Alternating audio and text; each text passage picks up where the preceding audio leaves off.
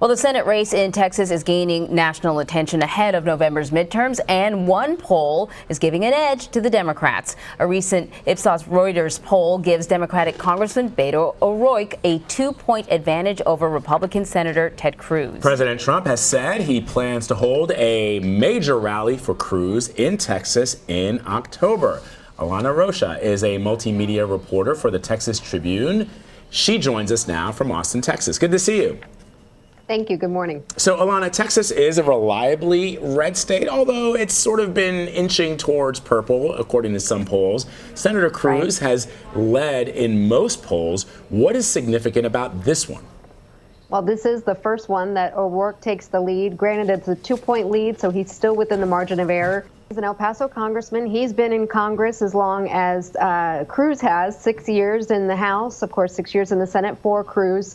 You know, he's energizing. He obviously is proud that he's toured all 254 counties here. He's going to parts of the state that are Republican strongholds and turning out large crowds. So I just think he's energizing. There's a genuine factor there that, you know, people just feel like they can talk to him. I actually had the opportunity to sit down with him yesterday for a piece we're working on that's going to publish next week. He was at Prairie View A&M, just outside of Houston. And, you know, large crowd there of students at the predominantly black college there. So, yeah, I just think he's energizing. There's, like I said, a genuine factor. And he's not accepting PAC money. And so that really speaks to the disparity in the fundraising between these two, the fact that he's been able to outraise Cruz, not accepting those outside dollars. So the controversy surrounding Brett Kavanaugh's nomination to the Supreme Court is becoming a political issue as we near the midterm elections, obviously. Ted Cruz has said that Christine Blasey Ford's assault allegations are serious and deserve to be treated with respect. What impact could this have on his reelection efforts? How's he expected, I guess, to navigate this issue in the coming weeks? Yeah, he's doing a delicate dance. He's the only member of the Senate Judiciary Committee who has a competitive election just 7 weeks out here from the midterms. And so it's a race, obviously, that we've heard a lot about, white suburban women that could play a factor in flipping a lot of these races or causing a lot of upsets. So he doesn't want to alienate his base and be too tough on Kavanaugh, but he also doesn't want to be too easy on him or too tough on Christine Blasey Ford and alienate that key voting bloc. Alana, can we talk a little bit about the Trump factor? I mean, Vlad brought up that, you know, Donald Trump is going to be there stumping for him. We know the history. We know all the awful things that he said about him, his wife, his dad, you know, during the campaign. And don't forget what Cruz said about President Trump. Completely. And the thing about Cruz is that he was sort of known as a little bit of a rabble-rouser, right? He didn't care if people in the Republican Party didn't like him. He was going to stand up there and do green eggs and ham, you know, until you know, for 24 hours or whatever. And then suddenly we've sort of seen him get quieter and smaller since, you know, President Trump, who is sort of the ultimate I don't care what people say about me kind of guy. And I'm wondering what sort of impact having the president, the type of president that we've had, what that's had on Cruz and the type of politician he is and the image that he projects in Texas.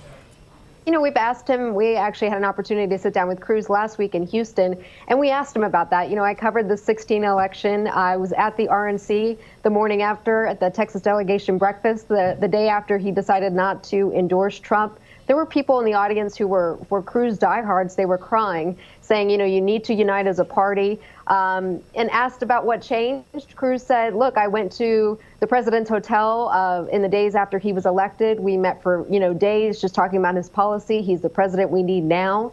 He is the most popular Republican in Texas. So it definitely benefits him to align with Trump. And just a programming note, he will be touring a space station in Houston today with Ivanka Trump, who's having a 2-day official visit here to the state. So he has thrown his arms around Trump, and I think he welcomes the October 3rd or so rally that we're expecting the president to come here just to energize the base and make sure they turn out in November.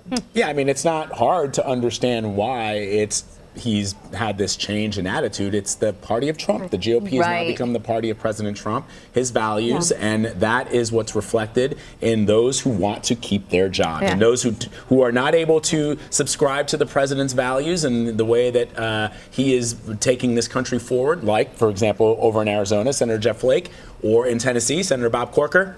They're out. You're out. So Cruz and O'Rourke will meet for the first of 3 debates tomorrow night. What are some of the big issues that will come up, and what can we expect to see from each candidate? Because on a national level, this is going to be the first time a lot of Americans are sort of introduced to Beto O'Rourke.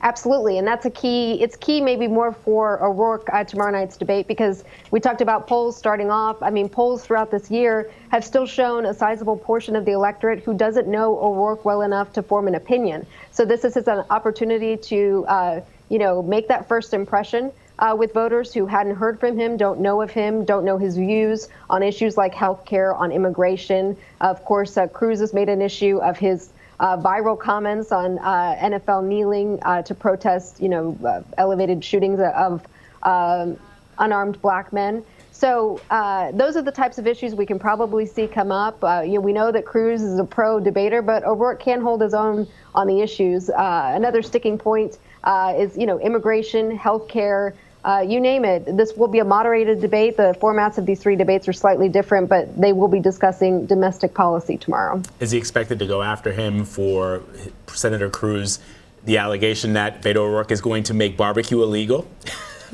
Oh, my God.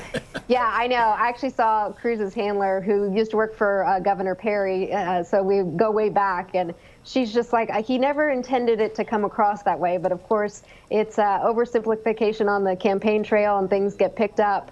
But then he tweeted about it. I know it's a joke. I know it's a joke, but then the Senator Cruz tweeted about it. So well, people will remember that too. We know voters will just go into the booth and think, oh, this guy wants to ban barbecue.